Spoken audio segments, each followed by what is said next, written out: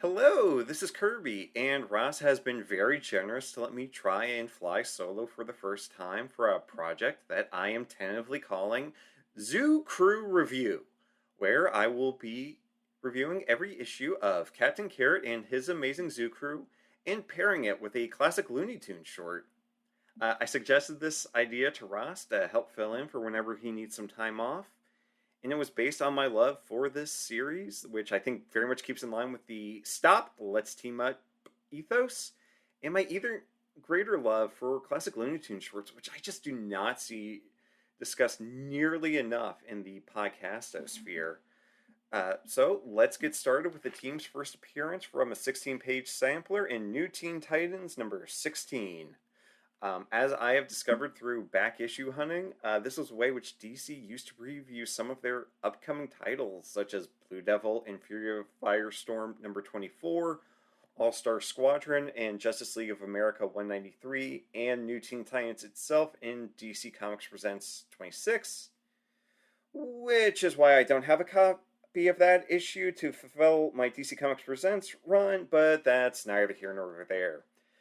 So, real quick, let's get on with the credits of creators Roy Thomas and Scott Shaw, with Jerry Conway, aided, abetted, and anesthetized by the superlative skills of Bob Smith, inker, and Ross Andrew Penciler of the Superman sequences. I am really glad that they still did include a cover for this 16-page sampler. And above the series logo, not just another funny animal comic. As along the slide, we see headshots with Captain Carrot, Pig Iron, Yankee Poodle, Rubber Duck, Alley Cat Tabra, and Fastback. With the main image being this bunny unbound. Superman going, I must smash through this space barrier, or the Earth is doomed. And on the other side of the barrier, Captain Carrot going, leaping lettuce! That horrible red and blue monster! It's got 5 fingers! This story begins with Ross Andrew penciling a pretty typical Bronze Age Clark Kent scene as he is broadcasting from WGBS. Multiple instances of people acting like apes, doing handstands, swinging from trees, and galloping all fours with a banana in their mouths. Men, women, children, hobos, and authority figures. All kinds of people have been affected.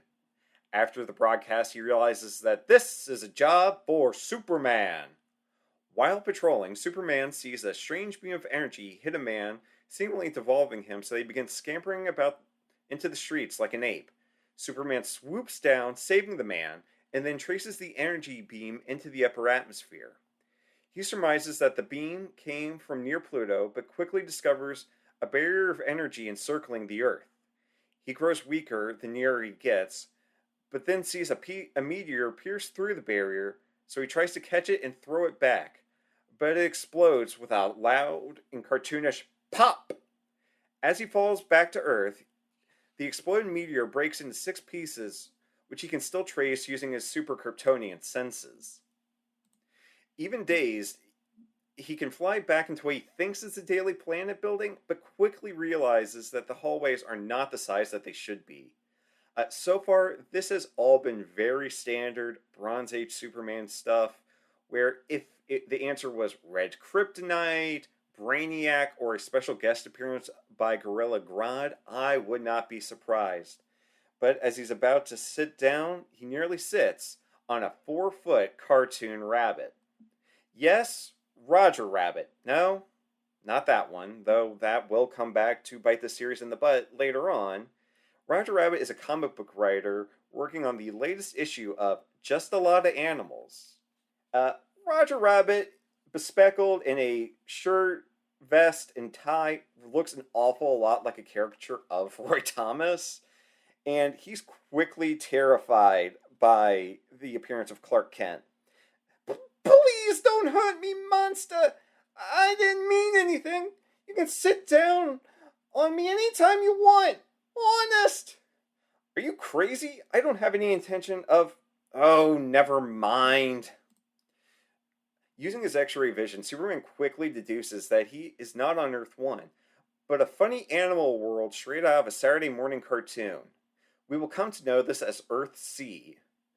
They are currently in the Wombat Communications building with era appropriate Warner Brothers font on the big sign outside. While he explains his situation to Roger, the rabbit mindlessly munches on a carrot on his windowsill that he does not realize has been glowing. Uh, as Roger reveals that he also has a superhero costume from a Halloween party that is still in his office. I'm going to guess that it was from a Ratland Verminmont party he was at. He also then reveals that animal folks on his world have also been reverting to their baser instincts as well. After Superman notices that the carrot has been glowing, he smacks it out of Roger's hand. Roger himself is now glowing and then proceeds to punch Superman through multiple walls of the Wombat Communications building. Because even on a cartoon Earth, superheroes still need to fight the first time they meet. I guess, Superman, getting his senses back, goes, "You're super strong now too, just like that character in your comic books." Gulp? You mean I did that? Does that mean Mr. Wombat is going to take it out of my pay? After things have calmed down between the two, Roger hears distress coming from the United Nature building in New York. So Superman then flies off to help. Roger is continually getting his name wrong. "Hey, come back here, Super Mac. That's Superman. And I'm sorry again, Roger, but even though you caught me off guard a minute ago, I still better investigate this alone. A lady I know named Lois would never forgive me if I carried a bunny rabbit into danger. See you as soon as I'm finished at the, UN?" Roger, not wanting to be left behind, quickly grabs his superhero suit and makes into the filing cabinet, changing into it like he's Hong Kong Phooey. Now, wanting to follow after Superman, he goes, "This is the important thing is, if Super Sam there can fly, then maybe so can Captain Carrot." While he can't fly, he can leap like old school Superman.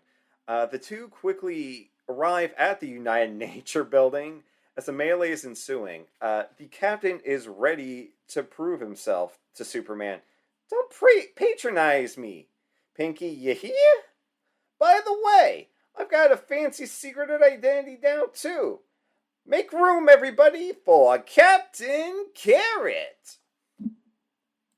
Captain Carrot then proceeds to show off his new abilities even more, as a rhino and an ox have grabbed one of his ears each, and he is then able to swing his ears together, knocking them both out.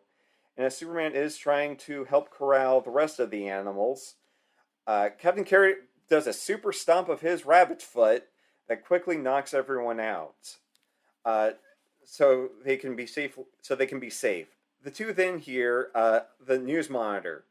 "And in 5 locations around the USA, strange new heroes with superpowers have suddenly appeared as if out of nowhere." Huh? Are they talking about me? Correction. Make that 6 heroes with superpowers. In the Midwest, there's a lightning-swift turtle called Fastback. In Pittsburgh, a porcine powerhouse known as Pig Iron. In New Orleans, a slinky sorceress named Alley Cat Abra. While in Follywood, newshounds have witnessed the animal magnetism of the new Yankee Poodle. And in nearby Bel Airedale, there's a malleable mallard who calls himself Rubber Duck. Superman then responds with, "Great Krypton! These are precisely the places where I saw the other 5 glowing meteorite fragments headed from outer space. Then those 5 guys were changed just like I was? And meanwhile, every hour on the hour, there's 100 more people reverting back into beasts. Where's it all gonna end?" On another world, that's where. Before I wound up here, I had already tracked the source of the de-evolution rays to the planet Pluto. So that's where I'm heading right now. The fate of two worlds may be at stake. Hey, Pinky, not so fast! You're not going anywhere without Captain Carrot! Now that you've sampled the animalistic action, get ready for the main event and Captain Carrot and his amazing zoo crew #1 coming soon. So there are a lot of reasons that I love Captain Carrot and his amazing zoo crew. First and foremost is Scott Shaw's art is wonderfully cartoonish in a way that just perfectly captures that Saturday morning feel. And the fact that Warner Brothers and DC never made an actual Saturday morning cartoon out of this is insane to me. Because like, despite the cover saying not just another funny animal comic, it really plays with a lot of conventions in that genre, and it also does wonderful to make fun of a lot of these superhero team conventions that Roy Thomas himself had made since his early Avengers run, really. And Ross Andrew penciling Superman really actually does help sell the Who Framed Roger Rabbit effect here, where he is noticeably out of place on this funny animal world. The only real downside I have to this story is that justifying how Superman gets to Earthsea really made me stumble a lot when I was writing the synopsis for this. And I'm like, I should not be this confused by a story definitely written for little kids. I feel dumb.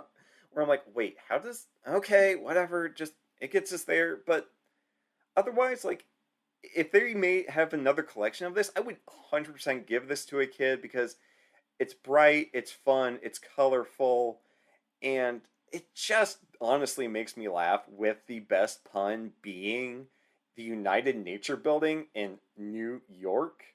And if that pun bugs you, I don't know what to say, because dumb animal puns make up half of the jokes of this series. So if that's not your bag, this series is not gonna be for you. Captain Carrot in my head is kind of voiced by Phil Lamar, who I think could do an awesome, like, kind of geeky Roger/Rodney Rabbit, and a more heroic sounding Captain Carrot, despite my very, very bad Bugs Bunny impression. And speaking of Bugs Bunny, let's go to our first Looney Tunes pairing, which is going to be High Diving Hare, which is one of my all-time favorite shorts, and is also the origin of my internet user handle, Fearless Freep. So to get some of the basics out of the way first, the short was first released on April 30th, 1949, directed by Friz Freleng, starring Mel Blanc as Bugs Bunny and Yosemite Sam, music by Carl Stalling, animation by Jerry Chinnicky, Manuel Perez, Ken Chapman, Virgil Ross, and Pete Burness. Layouts by Holly Pratt, and backgrounds by Paul Julian. I don't feel I really need to explain who Bugs Bunny and Yosemite Sam are. I think they're older than probably every single person listening to this. I am just going to say that Yosemite Sam is among my top 3 favorite Looney Tunes characters, because of all of the villains, he's the most versatile, where he's not going to play just a cowboy. He can also be a pirate, a Hessian soldier, a Roman centurion, a Confederate general, whereas like Elmer Fudd is usually more limited to either being an everyman or the hunter, and Marvin the Martian is a Martian? So the premise of High Diving Hare is pretty simple. It begins with Bugs Bunny selling tickets to a vaudeville act, including Fearless Freep in his death-defying diving act. Yosemite Sam is very excited by going, Fearless Freep! That's my boy! Give me a ticket. Give me a whole mess of tickets. I'm a splurgin'. Sam cannot wait, but as the show is about to begin, Bugs receives a telegram that's saying Fearless Freep is held up by a storm and will not be able to arrive until tomorrow. Well, here's the thing. Sam paid to see a high diving act, and by God, he's gonna see a high diving act. And there begins the rest of this short. So per Frizz Freeling himself, this is a one gag short where they get a lot of mileage out of the same joke. It's Bugs trick Sam into diving off the board himself while he stays safe. And I'm not going to go through every single gag of this. I am just going to say my favorite is where Bugs bounces so hard on the board that he then catapults Sam into the air, and Bugs realizes that he forgot to refill the tank, so he throws a bucket of water after Sam.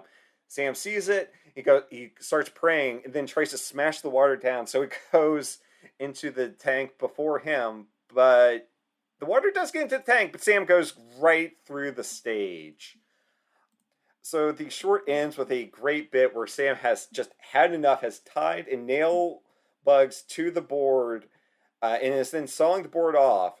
But as he's sawing the board, Sam on the platform and ladder, he drops one final time with Bugs going, I know this defies the laws of gravity, but you see, I never studied law. And there ends my favorite Looney Tune, or one of my favorite Looney Tunes shorts, where it does take 3 minutes to kind of get to the main series of jokes, but as soon as those jokes start with Bugs tricking Sam into going into the water, including one of the I dare you to step over this line. All right, I'm a stepping. It is just lightning round of jokes. And Frizz Freeling does so much, because this, at the end of the day, this is just two characters in one location, and they make the most out of it. You can currently find this series streaming, and it is also on the Platinum Looney Tunes collection and the Golden Age Looney Tunes collection. So, folks, I want to thank you very much for hearing me through this first episode of Zoo Crew Review. This is definitely my first time trying a solo podcast, so please be kind and let me know what you think. And nothing else to say, but that's all, folks.